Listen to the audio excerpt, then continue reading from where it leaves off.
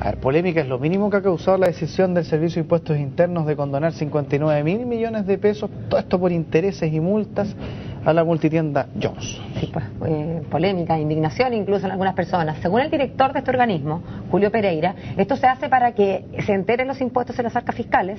Sin embargo, la Asociación de Fiscalizadores del Servicio indicó que la tasa media de condonación es de 10.000 a 11.000 millones de pesos para todas las empresas de Chile. A fin de ahondar en este tema, vamos a conversar aquí en CNN Chile con el diputado de la Democracia Cristiana, Fuad Chaín, quien además está impulsando la creación de una comisión investigadora para este tema. Buenos días, diputado, ¿cómo le va? Muy bien, muy buenos días. ¿Cómo está?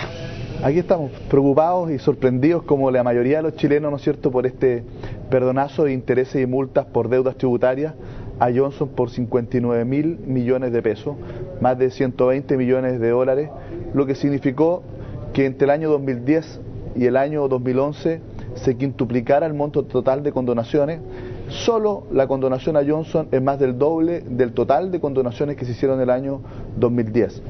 Y esto, bueno, efectivamente es una facultad que tiene el director del Servicio de Impuestos Internos, no es nueva, pero tiene que ejercerse, si bien con discrecionalidad, no con arbitrariedad, porque la arbitrariedad es muy parecido al abuso. Aquí lo que es importante es que el Servicio de Impuestos Internos resguarde efectivamente el interés fiscal. Johnson es una empresa que del año 86 aproximadamente venía ejecutando distintas maniobras, artimañas para evitar pagar impuestos. Eso le generó un conjunto de deudas tributarias que fueron generando intereses y multas, que son recargos legales. Y a mí me parece que es importante que el país conozca cuáles fueron los fundamentos para esta multimillonaria condonación. Si efectivamente había o no un riesgo total de incobrabilidad. Aquí estamos hablando de algo que no es nuevo, aquí habían varios juicios pendientes. Queremos saber si estos juicios, donde el Servicio de Impuestos Internos había demandado el cobro de estos impuestos a Johnson, eran favorables en primera instancia al Servicio de Impuestos Internos o desfavorables. Es muy distinto condonar con un juicio en primera instancia en contra del Servicio de Impuestos Internos y condonar con juicio en primera instancia favorable. Queremos saber si el ministro de Hacienda conocía o no de esto. Mira, hasta antes del caso Johnson, la empresa que más había sido, o en un monto mayor había sido condonada, era por 1.600 millones de pesos. Aquí nos pegamos un salto de 1.600 millones de pesos, que era la Top One, a 59.000 millones de pesos. Habitualmente el director ha dicho que esta es una facultad que también se puede ejercer respecto a la señora Juanita y que por lo tanto no distingue, pero la señora Juanita, los pequeños contribuyentes, la mayoría de las ocasiones lo que hace es ir a tesorería para esta condonación, y tesorería solo puede condonar hasta el 50% de los intereses y multas. Si es que ya es un poco más grande, tiene abogados, puede ir a una autorización que hace tesorería con impuestos internos, y en la práctica lo que ocurre es que lo que se condona es el 50% de las multas, el 70% de los intereses. En este caso se condonó el 99% de los intereses y multas, y la señal que se está dando en nuestro juicio es pésima. A ver, nadie pone en duda de que aquí hay una situación, por decirlo lo menos escandalosa, porque es lo que se ha provocado a nivel social. La discusión, eso no cabe duda. Pero le pregunto desde el punto de vista de la comisión investigadora de ustedes, que quieren formar, ¿qué objetivo busca? Porque si nos vamos a poner, y se lo digo con todo el corazón, si nos vamos a poner como análisis lo que hemos visto en las últimas comisiones investigadoras, donde prácticamente se han entrado en descalificaciones personales más que en las investigaciones de fondo, uno dice, bueno, ¿qué quieren buscar con esto? Y yo quisiera complementar esa pregunta con el hecho cierto de que usted es diputado de la Democracia Cristiana, es decir, es de la oposición. Entonces uno se pregunta como ciudadano si estas comisiones investigadoras finalmente no tienen una segunda lectura de vamos a molestar al gobierno, vamos a hacer oposición finalmente, y oposición es el rol que tienen que cumplir, pero si es que no se está colando una cosa con la otra, no se está mezclando. Mira, esta comisión investigadora es solicitada por 62 diputados de una manera bastante transversal. Lo que nosotros estamos aquí es ejercer un deber constitucional de fiscalización, y yo quiero discrepar un poco, porque es cierto que algunas comisiones investigadoras han entrado lamentablemente en una lógica de descalificación, de cacería política, que desprestigia esta función de la Cámara de Diputados. Pero a mí me tocó participar de la comisión investigadora del caso de la Polar. Eso terminó con la salida del superintendente de Banco e Instituciones Financieras, con un conjunto de recomendaciones bien importantes para poder mejorar nuestro sistema, digamos, del retail, ¿no es cierto?, el mercado financiero a través de las tarjetas de créditos no bancarias, también respecto al mercado de valores, donde hay muchas debilidades, y creo que hubo un trabajo muy profesional y muy serio.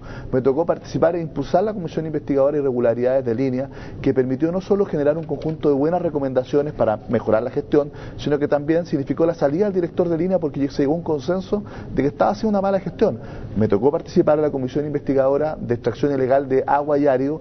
Ayer votamos su informe, se aprobó por unanimidad, pero ya incluso antes de aprobar el informe, fruto del trabajo de esa comisión, se presentó un proyecto de ley que fue aprobado anteayer en la Cámara de Diputados para mejorar las facultades de fiscalización de la Dirección General de Agua. Es decir, lo que nosotros perseguimos acá es primero definir si hay algún tipo de responsabilidad o no, si hay algún tipo de infracción legal o no. Es cierto, esta facultad la tiene el director del Servicio de Impuestos Internos, pero tiene que ejercerla de acuerdo a la circular 42 del servicio, tiene que resguardar el interés fiscal, no es arbitrario. Queremos saber cuáles son los fundamentos.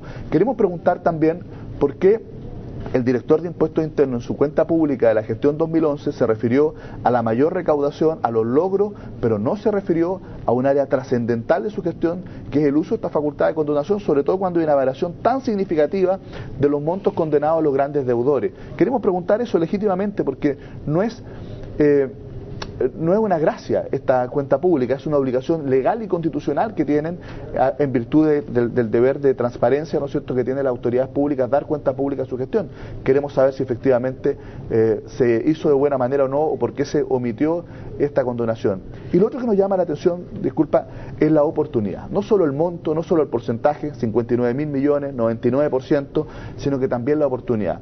Esto se hace y en 2 meses más, 2 meses después de la condonación, Johnson se vende el 85% a Cencosud en 65 millones de dólares. ¿Cuál es la hipótesis, diputado? ¿Creen que pasó, que hubo presiones entonces? No sé si hubo presiones, yo no quiero prejuzgar, creo que eso tenemos que analizarlo en el marco de la Comisión Investigadora, pero es legítimo cuestionarse si aquí se estaba resguardando el interés fiscal o se estaba viabilizando una operación comercial con la propiedad de Johnson. Es legítimo preguntarse aquello.